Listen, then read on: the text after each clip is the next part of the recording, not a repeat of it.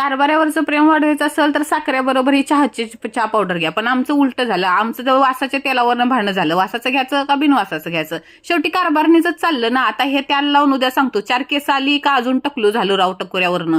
अहो डायटिंग शायटिंग वर आहे म्हणून जास्त चॉकलेट नाही घेतलं बरं का. हे मला या मालवाल्यांना विचारायचं, मला 1 रुपया वाचवून काय अंबानी बनवायचं होतं का. कारभारी म्हणाले तुझं सामान झाले, बैलगाड्या घेऊया का.